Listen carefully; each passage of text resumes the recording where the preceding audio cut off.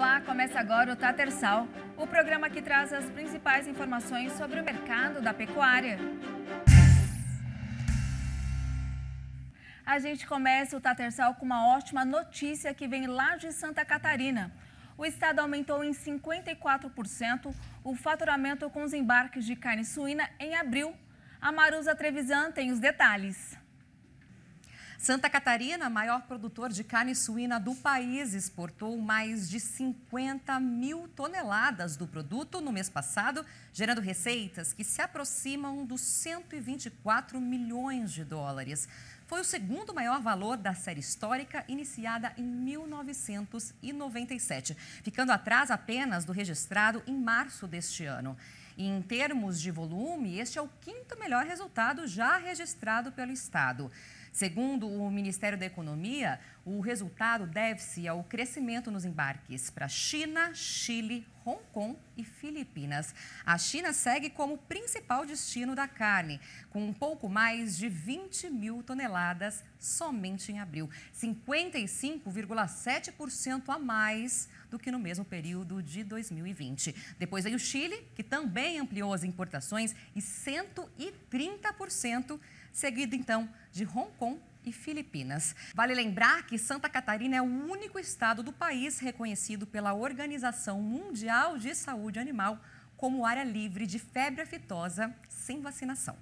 Depois de um acordo histórico entre entidades e produtores rurais, da indústria e cooperativas de laticínios, o governador do Rio Grande do Sul, Eduardo Leite, assinou o decreto de renovação do Fundo de Desenvolvimento da Cadeia Produtiva do Leite. O Fundo Leite não era renovado desde 2016. Por conta disso, nos últimos 5 anos, não havia definição sobre a política pública dedicada ao setor. O novo decreto vai permitir que políticas públicas para o setor leiteiro sejam impulsionadas a partir do Fundo Leite, dando acesso aos recursos. Segundo a Secretaria da Agricultura, Pecuária e Desenvolvimento Rural, o fundo recebeu R$ 2.600.000 no ano passado.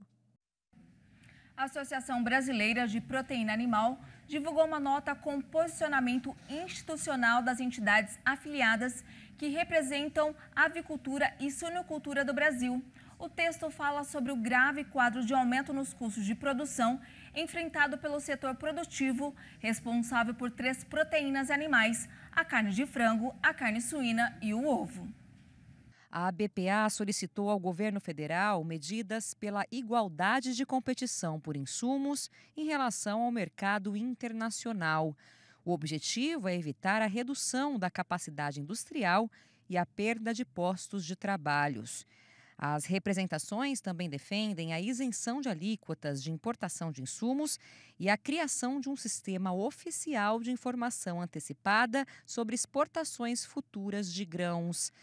A nota destaca ainda que as carnes de aves, de suínos e ovos, que hoje estão com preços mais elevados, foram produzidos utilizando grãos adquiridos em 2020, quando os valores por tonelada eram menores. Por isso, novas elevações de preços deverão alcançar a população brasileira nos próximos meses.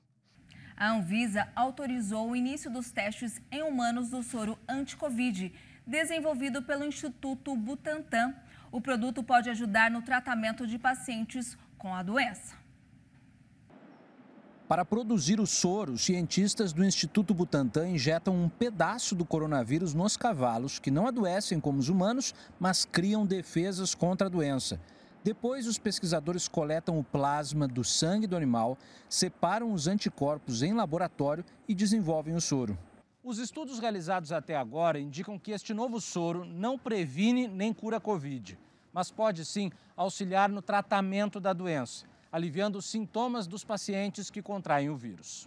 A Anvisa levou quase 3 meses para liberar os testes em humanos, que devem começar semana que vem.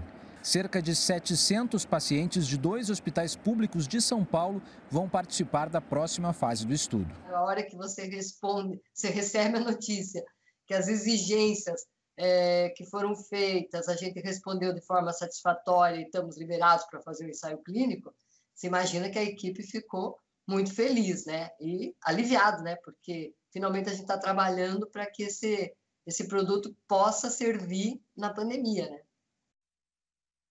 Avicultores do Paraná se mobilizaram para pedir ao Ministério da Agricultura medidas para reduzir os impactos causados pela alta dos preços dos grãos, que está afetando a criação de frango. Dentre as reivindicações do setor, os produtores pedem a autorização excepcional da importação de milho transgênico dos Estados Unidos, exclusivamente para a produção de ração animal, e pedem também a suspensão temporária de PIS e COFINS sobre a importação de grãos. Soja e milho usados na ração dos animais representam cerca de 70% dos custos de produção de aves. Segundo o Sindicato das Indústrias de Produtos Avícolas do Paraná, atualmente, por conta da isenção de impostos para a exportação e do câmbio favorável, a soja e o milho brasileiros saem mais baratos para um estrangeiro do que para quem vai processar os grãos no mercado interno. Como alimentar o rebanho nas regiões mais secas do país? O projeto Forrageiras para o Semiárido vem para responder esta pergunta.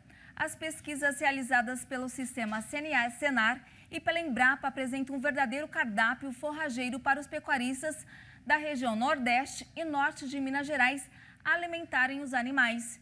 E para apresentar os resultados do projeto, foi realizado um dia de campo virtual.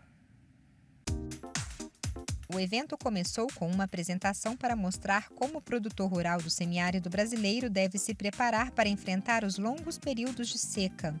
O coordenador técnico do Instituto CNA, Joacim Medeiros, destacou que o trabalho deve ter início no período chuvoso, justamente para que o pecuarista possa realizar uma reserva alimentar para os animais, com o uso de tecnologia, plantas adaptadas à região e assistência técnica e gerencial. Tudo para manter o sertão produtivo e as famílias no campo. É importante que nesse momento aqui as propriedades elas estejam preparadas em sistemas de armazenamento de água, sistemas de armazenamento hídrico. Ou seja, aqui a gente cita aqui a cisterna calçadão, é uma tecnologia, a questão das cisternas e aqui para a captação de água de chuva, e aqui a gente lembra e ressalta a importância de uma simples calha, né? Uma simples calha na captação dessa água. Aqui tem o momento da preparação, né, do solo, e aqui a gente já está com algo em torno de um mês de chuva. A preparação, então a parte de milhetos, de sorgo e as outras forragens do projeto Forrageiro. O Forrageiras para o Semiárido foi criado em 2017, na parceria do sistema CNA, Senar e da Embrapa, que conta ainda com o apoio de todas as federações de agricultura e pecuária do Nordeste de Minas Gerais, diversos centros de pesquisa da Embrapa, universidades e outros parceiros. Atualmente, mais de 30 plantas forrageiras são testadas nas 13 unidades de referência tecnológica. As gramíneas perenes são utilizadas para a formação de pasto. As gramíneas anuais na produção de silagem.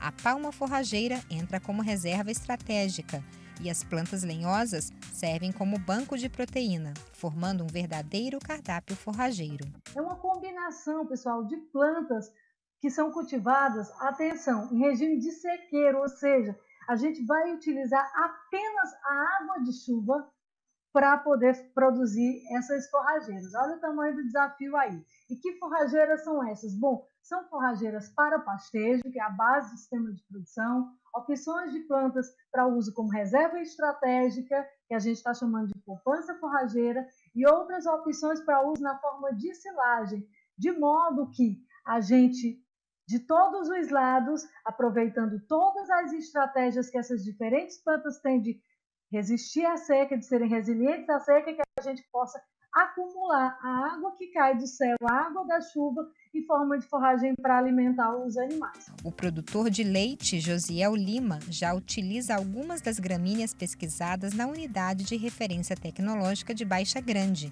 na Bahia.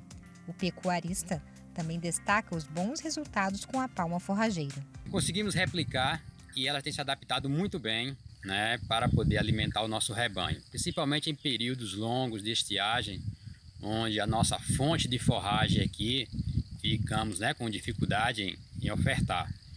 E com essas orientações da unidade, né, através de dia de campo, os produtores têm conseguido se preparar, né, para poder estar passando com menos dificuldade em períodos de estiagens mais prolongados. Nesse dia de campo virtual foram apresentados os resultados das 3 unidades de referência tecnológica, que ficam nos municípios de Baixa Grande, Ipirá e Itapetinga, na Bahia. Os técnicos responsáveis pelas URTs mostraram as plantas que tiveram o melhor desempenho. A palma forrageira, além de servir como fonte de alimento para os rebanhos no semiárido e possuir flexibilidade no corte a depender das necessidades do produtor, serve ainda como fonte de água para os animais, água de qualidade por sinal. Com os resultados positivos do Forrageiras para o semiárido, o sistema CNA, Senar e Embrapa decidiram lançar a fase 2 do projeto. O objetivo é intensificar as pesquisas das plantas que apresentaram melhor desempenho em cada URT, incluindo agora o pastejo dos animais, para ver a resistência das forrageiras no dia a dia com o rebanho. A assinatura do termo de cooperação aconteceu durante o dia de campo virtual com a presença dos presidentes da CNA e da Embrapa. Eu gostaria de que todos tivessem consciência que o Nordeste é viável, mas precisamos garantir essa viabilidade com coisas dessa natureza, com a introdução de palmas mais resistentes às doenças e precisamos, acima de tudo, forrageiras que possam produzir matéria seca até, fibra, para poder os animais também continuarem a reprodução e serem viáveis no Nordeste. Esse projeto, tanto a fase 1 quanto a fase 2, doutor João, ele se insere numa das linhas prioritárias que hoje nós temos da Embrapa, que é contribuir para o desenvolvimento regional sustentável. Essa é parte de uma lógica que nós temos na nossa programação de pesquisa da Embrapa, de convivência com a realidade local. Aqui, obviamente, estamos falando do semiárido, no que tange a aspectos climáticos e socioculturais. Os resultados das outras unidades de referência tecnológica vão ser conhecidos em uma série de dias de campo, em 20 e 27 de maio e também em 2 de junho. Confira a programação completa e reveja o primeiro evento no portal agropelobrasil.com.br. E o TATECEL de hoje fica por aqui. Uma ótima tarde para você e amanhã eu volto com outras informações. Até lá! Tchau!